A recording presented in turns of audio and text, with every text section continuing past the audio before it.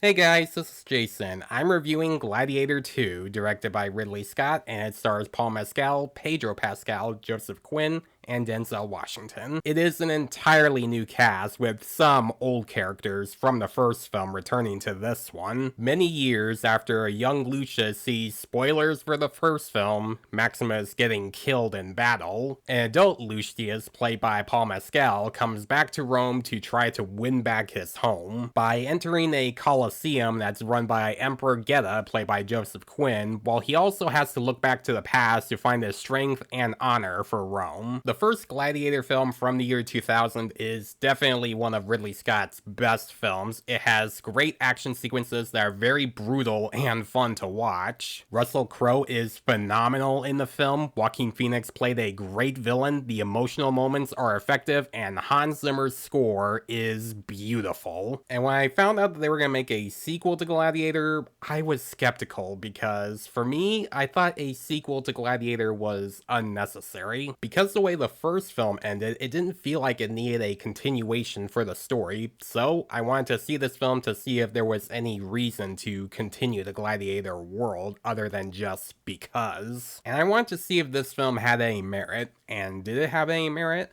Well, at sometimes, yes, it did, because this movie focuses on Lucius, who was Joaquin Phoenix's nephew in the first film, and he's stuck in exile while he's trying to get his life back by going to Rome and going to find the guy that was responsible for getting a loved one of his killed, and he's trying to get back to his mother, Lucilia, played by Connie Neilsen, who he's been separated from for years. So, he hasn't had the greatest past few years after the first film, so that part of the story does have a good reason for why they made a sequel, but my big problem with that is that they don't make this feel different compared to the first film, because the first half of this film really does feel like it's copying off the first Gladiator. Like, this movie is about a fighter who has an army but loses a loved one afterwards, then becomes a prisoner for a while, and then tries to win back Rome and become a big fighter, and has to go to the Colosseum to go against the villain that killed that loved one so that he can get his revenge. And that is unfortunately one of my biggest issues with this film, the first half feeling more like it's copying the first movie. However, when we get to the second half of the film and Lucius reveals himself to the world and we learn more about the new characters, that's when the film finally picks up and gets more interesting, and it feels like it's finally progressing, making both the old and new characters feel more interesting for the rest of the film and make it feel more engaging later on. And when the second half was doing something different, it felt like the movie was finally being its own thing instead of trying to rely on what the first film did. So the first half of the film did feel like it was copying the first film, unfortunately, but the second half was the one where it felt like it was finally being its own thing. Let's talk about Lucius for a while, played by Paul Mescal, who does do a good job as a character, but the character unfortunately wasn't that interesting. He's kind of a boring character where you really don't know much about him other than he's Lucilia's son and he's the kid from the first film, but there's also this emotional weight that he has with someone that he loses in the beginning of the film, and it's supposed to be important,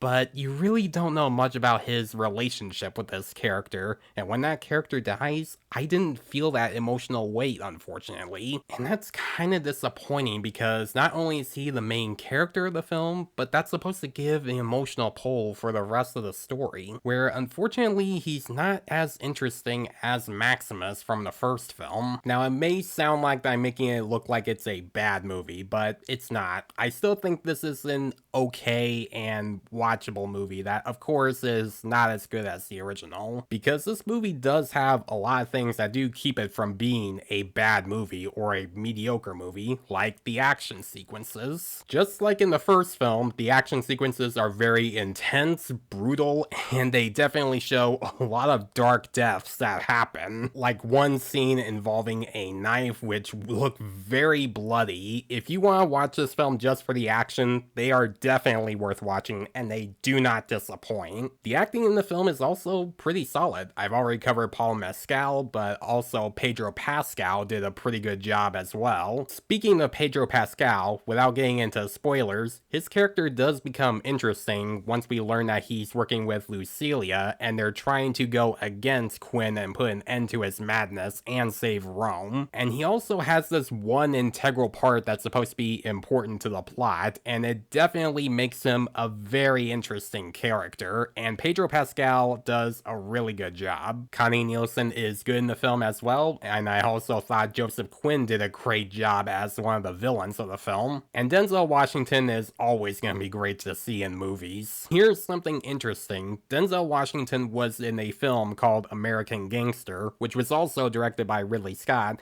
and it also starred Russell Crowe. I just find it to be a fun coincidence knowing that American Gangster was directed by Ridley Scott, just like the Gladiator films were. It has Russell Crowe from the first film, and it has Denzel Washington from the second film. Now, is Gladiator 2 as good as the first Gladiator? No, not even close. The first film is still fantastic, while this film does have issues. Like, the first half of the film feel like it's copying off of the first film, and it also has some slow pacing moments that do drag, and unfortunately Lucius is not as interesting or as compelling as Maximus, but it still has good acting, really good action sequences. It has a really good score by Henry Gregson Williams, some interesting new characters, and a second half that felt like it was finally trying to be its own thing. Now, if you love the first Gladiator film and you're excited to see this one, I would say set your expectations low, because it's unfortunately not as good as the first film. It's not bad, it's not one of the worst I've seen this year, where unfortunately it's not doing well with a lot of audiences, and I think some critics are being a little too harsh on it. And unfortunately it's not getting as much attention as Wicked, which, no offense to anyone that loved Wicked. If you loved Wicked, then great, but unfortunately this one isn't getting as much attention as that film is right now. So I do think this movie does need some attention. It's not as good as the first, it does have some issues, but I still recommend seeing it if you haven't yet. I'm gonna give Gladiator 2 a B-. So guys, if you have seen Gladiator 2, what did you think about it? Do you think it's as good as the first Gladiator, or were you not entertained by this film? Let me know in the comments below. And as always, if you like this video, then please leave a like and subscribe to my channel so you don't miss a thing, because it helps my channel grow. Hit the notification bell so you know what other videos I'm posting. Follow me on Facebook and Instagram. Thanks for watching, guys, and I'll see you in the next one.